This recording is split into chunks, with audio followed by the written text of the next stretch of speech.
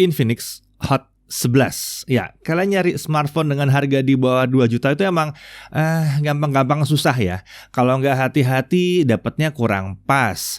Dan kemampuan yang diberikan juga mungkin belum terlalu oke gitu ya. Bikin jadi pemakaiannya mungkin lemot, nggak nyaman dipakai dalam jangka waktu panjang. Apalagi sering dengan makin banyak aplikasi yang dipasang. Efeknya nanti malah niatnya mau ngirit, malah jadi harus tukar tambah gitu ya. Nah, tapi untungnya ada beberapa brand yang emang spesialis di harga-harga segini, 1 jutaan ya. Salah satunya adalah si Infinix ini ya. Smartphone Infinix ini sering banget jadi rekomendasi kami kalau kalian nyari smartphone murah tapi kemampuannya oke. Termasuk yang di tangan saya satu ini ya. Ini adalah Infinix Hot 11, layarnya Full HD+, stereo speaker, MediaTek G70 yang mumpuni, baterai besar dengan konektor yang udah USB Type-C akhirnya ya. Yuk, kita bahas lebih lanjut si Infinix Hot 11 ini.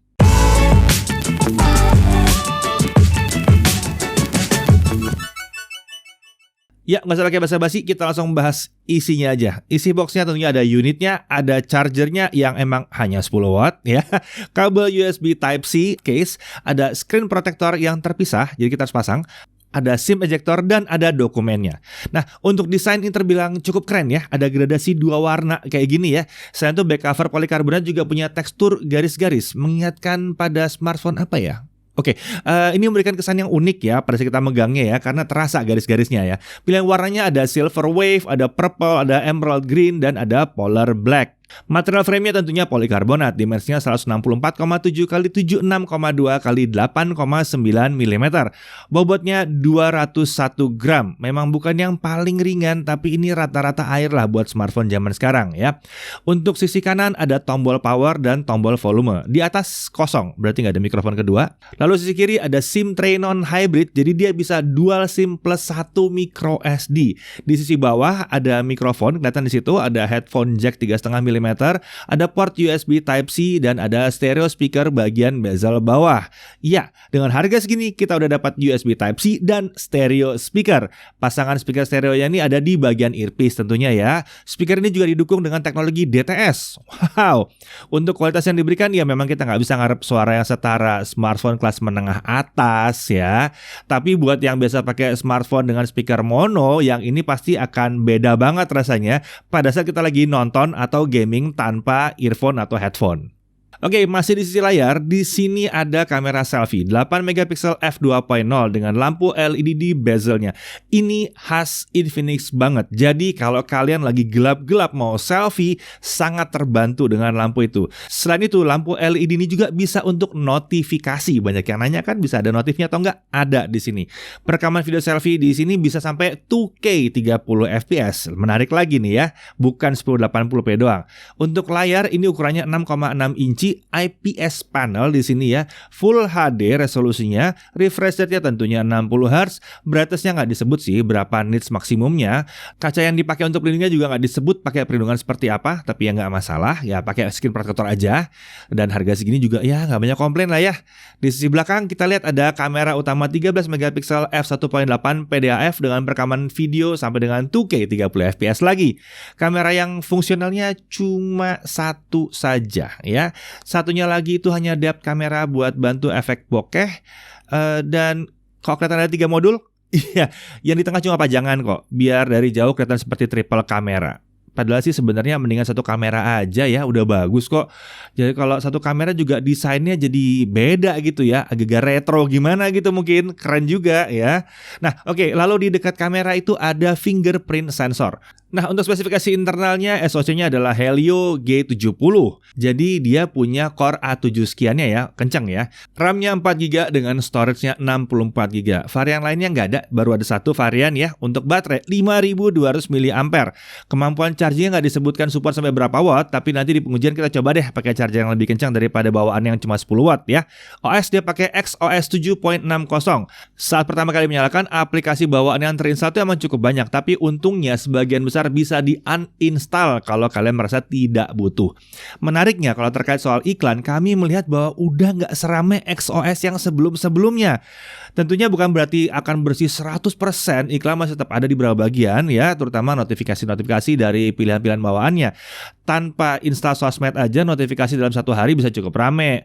Biasanya notif berita atau penawaran-penawaran dari aplikasi bawaan yang diinstal. Tapi kalau ini merasa mengganggu, tinggal dimatiin aja satu persatu aplikasi apa yang menurut kalian mengganggu ya. Nah, untuk sensor-sensor ada accelerometer, ada proximity, kompas, gyro. Sayangnya untuk gyro ini software, jadi agak kurang pas kalau dipakai buat gaming. Untuk konektivitas tentunya di bawah 2 juta sekarang masih 4G ya. Wi-Fi nggak disebutkan spesifikasinya apa, tapi saat kita coba nyambungin dia ke router 5 GHz, si Infinix Hot 11 ini bisa terhubung dan udah nggak usah pakai trik airplane mode seperti Infinix sebelumnya. Nah, kemudian untuk Bluetooth dia udah versi 5, FM radio ada di sini, menarik ya. NFC ya nggak ada lah, harga segini belum ada di sini ya.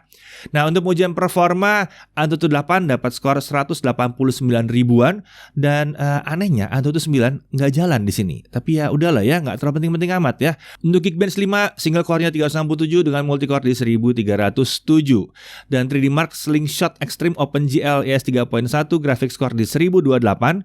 Untuk GFX Bench 1080p TRX offscreen di 39 fps. Oke, kita langsung masuk ke gaming aja. Infinix ini punya hubungan kerjasama yang erat nih, seperti ya dengan Mobile Legends. Di boxnya aja ada logo Mobile Legends-nya. Dan game ini udah terinstall langsung dalam smartphone saat pertama kali dinyalakan. Jadi kita langsung cobain dulu ya. Untuk Mobile Legends setting grafiksnya di high, sisanya rata kanan kita masih bisa dapat FPS di 60. Mantap. Dimainkan satu match aja udah terasa cukup stabil frame rate-nya. Nggak terasa lag yang mengganggu. Jauh sewajarnya ya. Namanya juga udah kerjasama khusus di sini. Oke. Lanjut ke PUBG Mobile, settingnya maksimumnya ada di Smooth Ultra atau HD High. Saat dicoba ya Smooth Ultra masih lancar aja sih, 40 fps. Buat main casual aja sih masih oke banget lah ini ya. Tapi untuk gyronya sayangnya emang kurang nyaman dipakai karena delay. Sebaiknya dimatiin aja ya. Nah, untuk Genshin Impact gimana? Setting lowest 60. Hasilnya ya sama seperti smartphone dengan SoC Helio G70 yang lainnya. Untuk game seberat Genshin ini masih kurang pas. Dimainkan sih bisa, tapi udah kurang nyaman ya. Frame rate itu sering banget nyampe di 15-20an fps. Itu juga ya kadang-kadang lag sana sini. Jadi kalau untuk gaming kami bisa bilang bahwa performanya cukup oke untuk game-game yang ringan. Tapi kalau game yang diincar adalah game super berat seperti ya Genshin Impact ya agak kurang ya. Cuma ya kalau kalian gak main Genshin Impact atau Genshin Impact bukan yang paling utama, nggak ada masalah ya. Sementara itu untuk performa keseharian, untuk sosmed dan lain-lain, ini sih udah mantep banget. Oke, untuk suhu, kita main Genshin Impact 30 menit di lowest 60, suhu layarnya ada di 34-43 derajat Celcius. Sementara bodi belakang di 35-45 derajat Celcius. Tidak mengkhawatirkan sama sekali. Untuk baterai, video playback 1080p, dia bisa dapat 19 jam 33 menit. Lumayan lama sih, lumayan aja ya. Lalu untuk Genshin Impact 30 menit, lowest 60, dia turun sekitar 9% dalam setengah jam ya. Nah, untuk charging kalau kita pakai charger bawaan itu 50%-nya terisi itu dalam waktu 1 jam 15 menit. Sementara untuk sampai penuh butuh waktu 3 jam 15 menit. Agak lama ya. Maklum, chargernya 10 watt, baterainya 5200. Nah, charger lain kita pakai di sini kebetulan ada charger 33 watt dari Xiaomi dan kita bisa mengisi 50% hanya dalam 47 menit sementara untuk full kita hanya butuh waktu 2 jam 25 menit. Masih belum yang paling hebat karena kita berharap angka sekitar 1 jam setengah sampai 1 jam 45 menit. Tapi ya udah lumayan. Jadi dia memang ternyata support pengisian baterai yang lebih cepat. Ya kalau kalian mau beli charger yang lebih kencang atau kebetulan sudah punya bisa dipakai ini di sini. Oke, kita masuk ke pengujian kamera. Tapi seperti biasa, Chris, silakan. Jadi ini suara yang kalian dengar adalah suara dari mikrofonnya Infinix Hot 11. Kurang lebih suaranya seperti ini. Kalau buat saya pribadi sih ya untuk harga di bawah 2 juta standar lah. Kualitas mikrofonnya biasa aja. Yang penting suara masih cukup terdengar jelas. Paling catatannya cuma satu ya untuk mikrofonnya. Jadi dia kan cuma single mikrofon. Mikrofonnya cuma ada satu nih di bagian dekat port USB. Itu mesti hati-hati aja karena kalau kita lagi mode vlogging kayak gini pakai tangan ada potensi ketutupan sama tangan kita. Kita takutnya mikrofonnya ketutup, suaranya berantakan nanti. Jadi ini kalau suaranya yang masih bener nih kayak begini suaranya. Tapi kalau saya coba tutup mikrofonnya,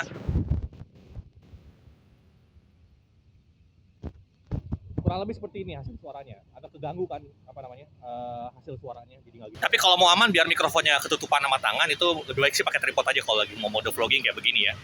Oke, seterusnya saya juga akan menggunakan mikrofonnya si Infinix Hot 11 ini, tapi akan saya voice over via studio aja ya.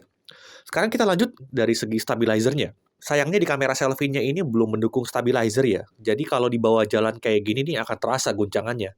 Jadi lebih baik pakai tripod kecil atau tongsis misalnya biar sedikit mengurangi guncangannya ini. Dari segi kualitas gambarnya sendiri sebenarnya udah terhitung bagus ya. Gambarnya detail dan tajam. Dan ketajamannya ini juga masih terlihat natural. Warna kulit juga masih enak dilihat. Kalau urusan dynamic range ya udahlah ya, nggak bisa ngarep banyak juga. Baiknya hindari kondisi-kondisi backlight kayak gini kalau lagi video. Kalau pindah ke kamera utamanya justru saya ngerasa aneh nih. Jujur bagi saya malah kelihatan lebih oke kamera selfie-nya dibanding kamera utamanya. Gambarnya kurang detail dan terlihat seperti over sharpening nih. Jadi ketajamannya ini nggak terlihat natural. Dynamic range memang sedikit lebih baik.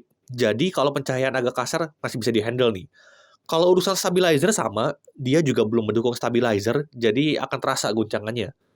Kalau video low light-nya hasilnya seperti ini, nggak disangka-sangka hasilnya masih cukup oke ya. Ini contoh hasil dari kamera selfie-nya, lalu ini hasil dari kamera utamanya. Secara keseluruhan masih oke gambarnya, tapi frame rate-nya ternyata turun ya. Jadi videonya nggak 30 fps saat low light. Ini masih terbilang hal yang wajar sih untuk smartphone kelas harga segini. Hal yang bikin saya terkejut justru ada di kemampuan foto kamera selfie-nya nih. Coba lihat kondisi fotonya saat di preview. Silaunya kayak begini. Saat di foto, nah hasilnya kayak gini nih. Asli sih, foto selfie-nya ini bagus banget. Saya nggak nyangka hasil fotonya bisa sebagus ini. Selama HDR nyala, dia bisa ngasih foto dengan dynamic range yang luas kayak begini. Backlight bisa diatasi dengan sangat baik. Malah ya, saya ngerasa kamera selfie-nya malah lebih oke ketimbang kamera utamanya. Coba lihat hasil foto kamera utamanya yang ini. Lalu coba cek hasil selfie-nya yang ini. Terlihat kan bedanya ya, dynamic range-nya malah bagusan kamera selfie-nya. Hal yang unik sekali ini. Agak aneh ya kamera selfie-nya malah lebih bagus. Kemudian kita lanjut ke foto-foto saat malam. Dia punya fitur super night nih, jadi bisa bikin fotonya lebih terang. Dan ternyata hasilnya cukup signifikan ya. Coba lihat bedanya nih. Pastiin aja tangan lebih stabil, karena shutter speed-nya sedikit lebih lama nih untuk mode ini. Dan sebagai catatan, fitur ini baru bisa untuk kamera utamanya aja ya. Kamera selfie-nya belum bisa. Fitur ekstra lainnya dia juga punya slow motion sih, tapi kualitasnya kurang oke sih gambarnya. Terlalu pecah. Overall, saya senang dengan hasil kameranya ini. Hasil kameranya di atas harapan saya sih untuk smartphone kelas harga di bawah 2 juta. Good job nih Infinix. Oke, itu aja tes kameranya kali ini. Sekarang kita lanjut lagi ke Mas Didi. Oke, jadi itu tadi kameranya ya. Tadinya nggak ngarep banyak mengingat harganya yang terjangkau nih. Tapi ternyata oke juga nih hasil kameranya ya. Oke, kita ke pengujian ekstra. Ada Netflix L3, jadi belum bisa nonton di HD. Ini bisa diakalin sih sebetulnya dengan download dulu yang kualitasnya high ya. Nanti dapatnya kualitasnya lebih oke. Memang sih kalau belum dapat L1 di bawah 2 juta itu sering terjadi ya. Lalu untuk touch delay kami rasa nggak ada masalah, aman-aman aja. Untuk haptic feedback dari smartphone entry level yang pernah kami coba, ini termasuk yang udah enak untuk kelas harganya. Getarannya pendek, jadi bikin pengalaman ngetik itu jadi lebih enak ya. Nah untuk harga, ini di kisaran 1.849.000. Tapi kalau lagi promo, kalian mungkin akan ketemu dari kisaran 1,7 jutaan ya. Ada flash sale gitu mungkin ya, atau ada promo-promo khusus dari Infinix. Nah untuk hal yang perlu diperhatikan, namanya juga Infinix Hot 11 ya. Mestinya ini adalah generasi yang lebih baru, tapi sayangnya SoC yang dipakai masih sama dengan Hot 10 yang tahun lalu. Helio G70 ini juga kurang pas rasanya kalau kalian ngarep untuk gaming berat. Kalau game-game kayak Mobile Legends atau PUBG ini masih enak ya.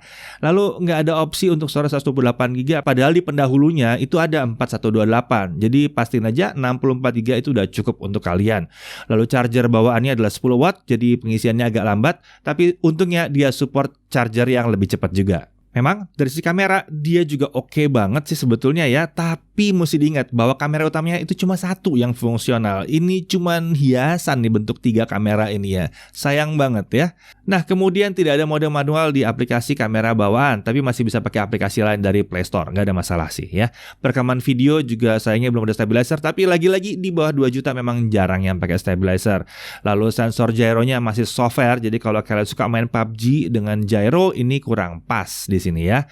Aplikasi bawaan juga lumayan banyak, pastiin aja kalian uninstall yang kalian tidak butuh supaya nggak gangguin. Nah dari sisi menariknya, layarnya keren, udah full HD dan warna juga cerah. Walaupun cuma 60Hz, tapi untuk kelas harganya ini terhitung wajar dan asik sih ngeliatnya ya.